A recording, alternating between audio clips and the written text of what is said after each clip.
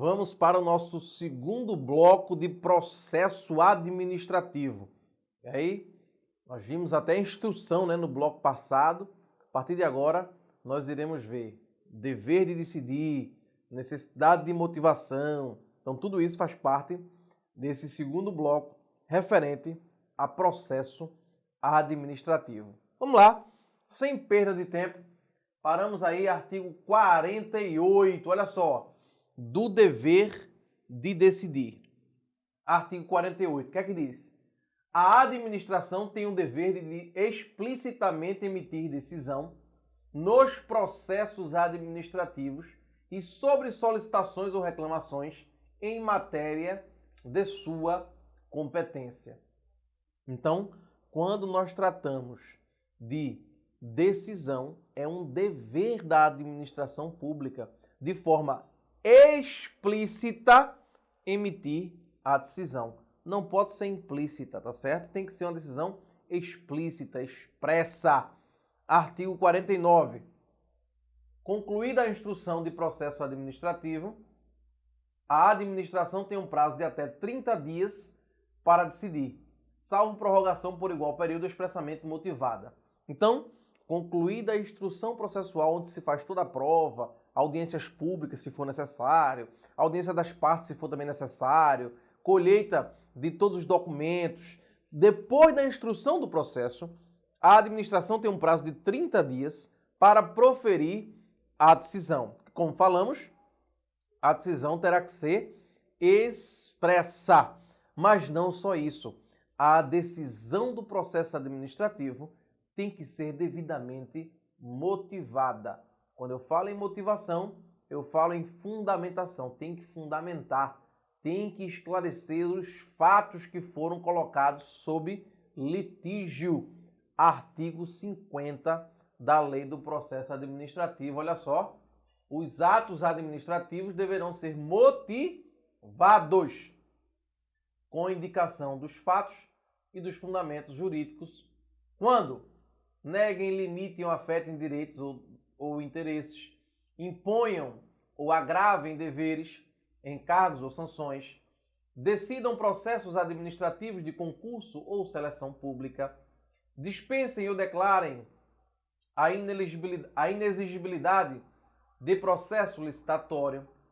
Não só isso, decidam recursos administrativos, decorram de reexame de ofício, deixem de aplicar jurisprudência firmada sobre a questão ou discrepem de pareceres, laudos, propostas e relatórios oficiais, importem anulação, revogação, suspensão ou convalidação de ato administrativo. Claro que a motivação tem que ser expressa, explícita. A motivação, que é essa necessidade de fundamentar, tem que ser clara para que as partes entendam. Tudo isso está no parágrafo 1º, né? O parágrafo 1º desse artigo, nós estamos aí no artigo 50, o parágrafo 1º, ele fala sobre a questão da motivação ser explícita, clara e congruente, podendo consistir em declaração de concordância com fundamentos de anteriores pareceres, tá certo? Vejam, o parágrafo 3º traz uma situação específica. Olha o que diz o parágrafo 3º. A motivação das decisões de órgãos colegiados e comissões ou de decisões orais constará da respectiva ata ou de termo escrito. Tá certo? O que é que isso significa dizer? As motivações, as razões, os fundamentos das decisões dos órgãos colegiados. São órgãos que têm mais de uma decisão. Na verdade, mais de uma pessoa irá decidir, sobre aquela matéria. Eles serão orais. Então, os administradores que estão ali de forma colegiada decidindo, irá fazer de forma oral. E aí vai ser registrado em ata, vai ser posto, que nós falamos posto a termo, tá certo? Será firmada a ata da decisão. Tá certo, gente? Então, a motivação é fundamental no processo administrativo, porque é justamente a fundamentação em que há a possibilidade do chamado controle. controle. Ok? Vamos lá, para a gente compreender aí um pouco mais dessa lei do processo administrativo. É possível a desistência do processo e aí também, claro, depois da decisão, é possível também até a extinção do processo. Vamos lá, artigo 51, falando sobre desistência. Olha só, o interessado poderá, mediante manifestação escrita, desistir total ou parcialmente do pedido formulado ou ainda renunciar a direitos disponíveis. Parágrafo 1º. Havendo vários interessados, a desistência ou renúncia atinge somente quem a tenha formulado. E o parágrafo 2º. A desistência ou renúncia do interessado, conforme o caso, não prejudica o prosseguimento do processo, se a administração considerar que o interesse público assim o exige. Primeiro ponto, desistência. O que é desistir? Eu entrei com requerimento administrativo, abriu-se um processo administrativo e eu depois, no curso do processo administrativo, eu digo, não quero mais continuar. Eu faço um requerimento, tá certo? Esse requerimento deve ser escrito dizendo que eu quero desistir do processo administrativo. E aí o administrador que está responsável, né, o órgão que está responsável pelo processamento do processo administrativo, ele terá que ver algumas situações. Claro, se tratar de direito particular meu, ele vai extinguir o processo, não vai seguir adiante com o processo. No entanto, o parágrafo 2º, ele esclarece o seguinte: se se tratar de um interesse público, é possível a continuidade do processo, mesmo que o interessado ele não tenha mais interesse, ok? Também poderá se continuar o processo caso sejam mais de um interessado. Se apenas um pedir desistência, claro que o processo vai ter que continuar. Artigo 52. O órgão competente poderá declarar extinto o processo quando exaurida sua finalidade ou o objetivo da decisão se tornar impossível, inútil ou prejudicado por fato superveniente. Então, é aquela questão em que eu faço um requerimento administrativo, só que no meio do processo já fui atendido. Então, não tem necessidade de se continuar com o processo, extingue-se o processo administrativo. Tá certo? Depois disso, vem 3 atozinhos aí interessantíssimos de estudo: anulação, revogação e convalidação. Olha o que diz o artigo 53. Olha só. A administração deve anular seus próprios atos quando eivados de vício de ilegalidade. Já vimos isso várias vezes, né? E pode revogá-los por motivo de conveniência ou oportunidade, respeitados os direitos adquiridos. Então, anulação no caso de ilegalidade, revogação no caso de conveniência ou oportunidade. Artigo 54.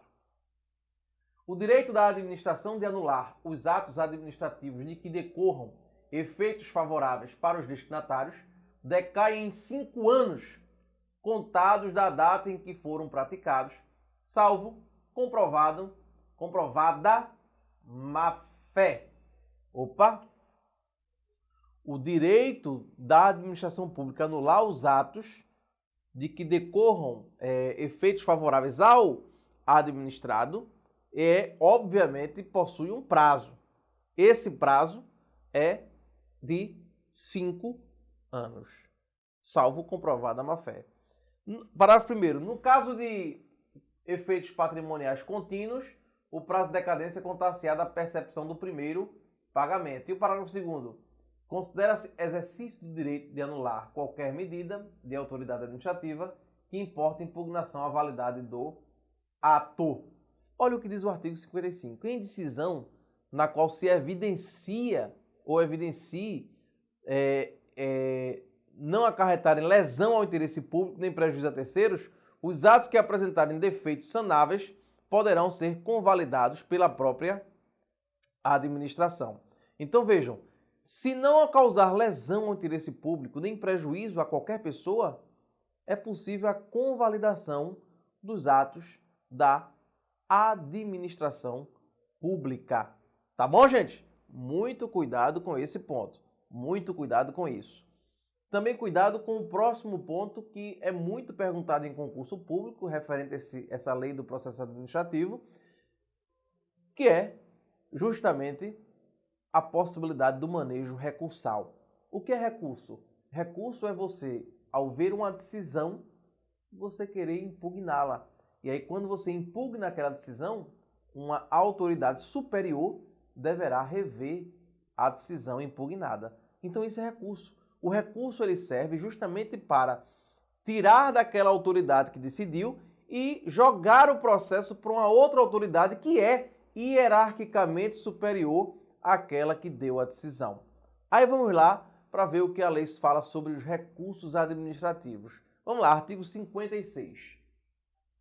Das decisões administrativas cabe recurso em face de razões de legalidade e até mesmo em face de razões de mérito. Vejam que quando eu trato de recurso administrativo é possível a revisão tanto de legalidade quanto de mérito, diferente no processo judicial. Se for um recurso judicial, não, porque no processo judicial não é possível análise de mérito, tá certo? Parágrafo 1º. O recurso será dirigido à autoridade que proferiu a decisão, a qual, se não a reconsiderar no prazo de 5 dias, o encaminhará à autoridade superior. Então, se eu recebi uma decisão desfavorável a mim, eu entro com recurso. Se eu quiser, claro. Se eu entrar com recurso, a autoridade que deu a decisão pode rever a sua decisão. E aí alterar a sua decisão. Se ela alterar, ótimo. Não precisa nem ir para a autoridade superior. Mas se ela não alterar, ela manda para a autoridade superior para que a autoridade superior possa proferir a decisão. Pode ser favorável a mim ou não. Pode ser que a decisão do superior seja manter a decisão da autoridade inferior. Tá certo? Aí vamos lá. Parágrafo 2º. Salvo exigência legal, a interposição de recurso administrativo independe de caução. Tem até súmula vinculante nesse sentido que nós falamos já sobre ela, né? Parágrafo 3º. Se o recorrente alegar que a decisão administrativa contraria enunciado de súmula vinculante, caberá à autoridade prolatora da decisão impugnada, se não a reconsiderar, explicitar, antes de encaminhar o recurso à autoridade superior, as razões de aplicabilidade ou inaplicabilidade da súmula, conforme o caso. Tá certo? Então, temos aí, digamos, uma visão geral do recurso administrativo, vendo ou sabendo que o artigo 57, vou até colocar aqui o artigo 57, olha aí, pronto. O artigo 57, ele diz que o recurso administrativo, ele deve tramitar em, no máximo, 3 instâncias administrativas, salvo se a lei assim o disser. Um exemplo, o processo administrativo começou num órgão inferior. Essa é a primeira instância. Teve a decisão, fez recurso, vai para um outro órgão superior. Segunda instância. A decisão também foi desfavorável, pode ter só mais um recurso para a terceira instância. Então, essa é a regra do processo administrativo. Quem é que tem legitimidade para entrar com recurso? Quem é que tem prerrogativa para entrar com recurso administrativo? Artigo 58. Tem legitimidade para interpor recurso administrativo os titulares de direitos e interesses que forem parte no processo, aqueles cujos direitos ou interesses forem indiretamente afetados pela decisão recorrida, as organizações e associações representativas no tocante a direitos e interesses coletivos e os cidadãos ou associações quanto a direitos ou interesses difusos. Tá certo? Então, isso aí é a regra básica. Claro, a gente tem que ver ainda o prazo para recurso, né? O artigo 59 ele é muito esclarecedor nesse ponto. Veja o que ele diz. Salvo disposição legal específica, é de 10 dias o prazo para interposição do recurso administrativo a partir do momento em que você tomou conhecimento, né, da decisão. Então, a regra no processo administrativo é que o prazo administrativo seja de 10 dias. Então, prazo para o manejo recursal é de 10 dias. Conta-se 10 dias para recorrer a partir do momento em que eu fui intimado da decisão. Parágrafo 1º. Quando a lei não fixar prazo diferente, o recurso administrativo deverá ser decidido no prazo máximo de 30 dias, a partir do recebimento dos autos pelo órgão competente.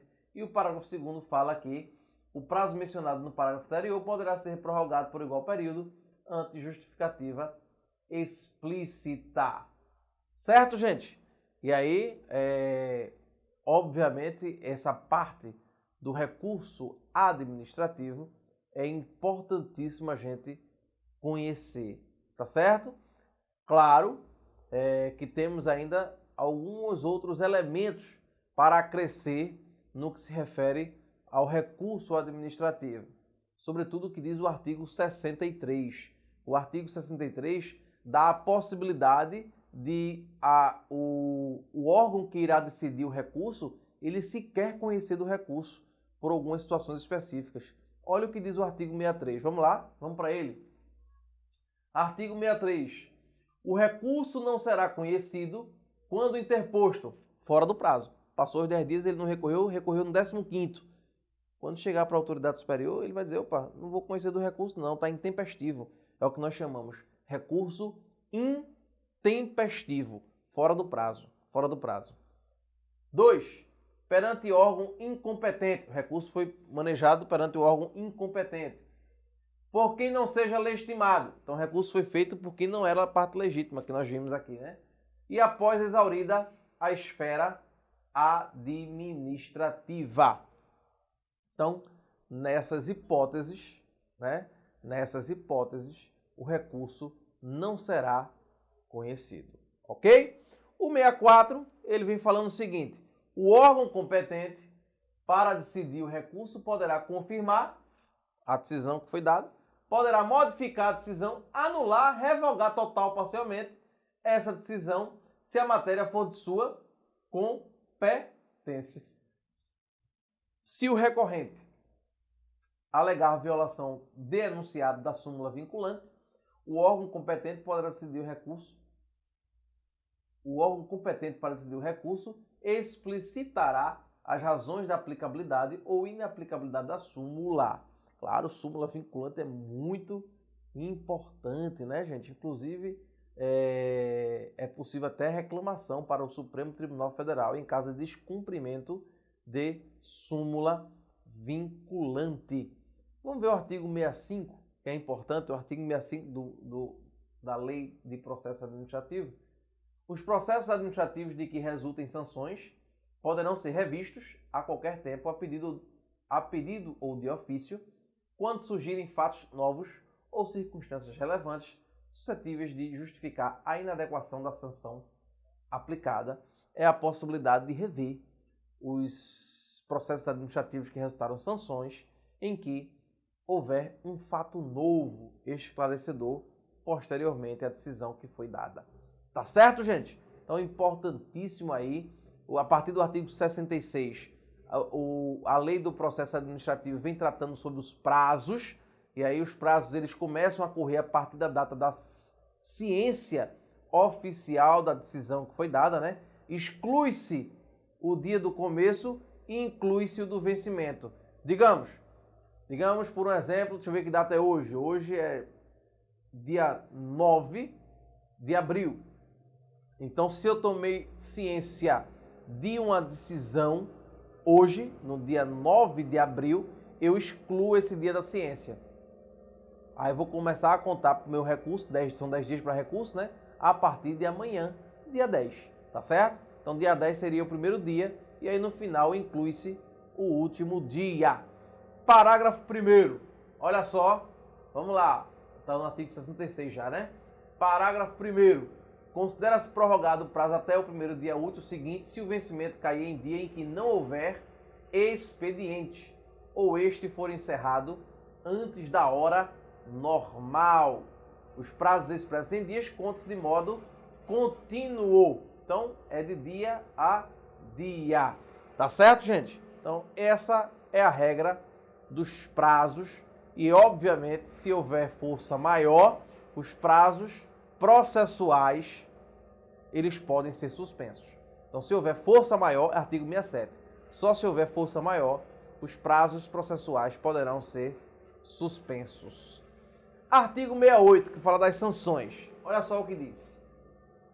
As sanções a serem aplicadas por autoridade competente terão natureza pecuniária ou consistirão em obrigação de fazer ou de não fazer, assegurado sempre o direito de defesa. Então, a sanção a ser aplicada no processo ou vai ser uma sanção de pagar, que é uma sanção pecuniária, ou será uma obrigação de fazer. Tá certo, gente? E aí, entramos finalmente no final da lei do processo administrativo, que trata das disposições gerais. Vamos para elas? Disposições gerais. Os processos administrativos específicos continuarão a reger-se por lei própria, aplicando-se apenas subsidiariamente os preceitos desta lei. E aí, nós temos, dentro dessas disposições gerais, um artigo que foi incluído agora recentemente, em 2009. Recentemente não, já vai fazer 10 anos, já vai fazer, meu Deus do céu. Que é justamente a possibilidade de tramitação prioritária dos processos administrativos. Veja o que diz o 69A. Artigo 69A diz o seguinte: terão prioridade na tramitação, em qualquer órgão ou instância, os procedimentos administrativos em que figure como parte o interessado, pessoa com idade igual ou superior a 60 anos, pessoa portadora de deficiência física ou mental, pessoa portadora de tuberculose ativa, esclerose múltipla, neoplasia maligna, hanseníase, paralisia irreversível e incapacidade, cardiopatia grave, doença de Parkinson. Isso aí são doenças, doenças difíceis e complicadas. Então essas pessoas terão prioridade na tramitação do seu processo administrativo. Também é possível que a parte interessada obtenha o benefício da assistência judiciária, Então, olha o que diz o parágrafo 1º. A pessoa interessada na obtenção do benefício, juntando prova de sua condição, deverá requerê-lo à autoridade administrativa competente, que determinará as providências a serem cumpridas. Esse benefício da assistência, ele vai ser, obviamente, firmado por prova, tem que provar a doença que foi acometido, a idade de 60 anos, tá certo? Deferida a prioridade, os autos receberão identificação própria que o evidencie. Vai botar lá a tramitação previdenciária, esse benefício de assistência que é firmado no processo administrativo. Ok, gente? Então, assim a gente encerra a aula de processo administrativo. No próximo bloco, veremos as questões de concurso público. Até daqui a pouco.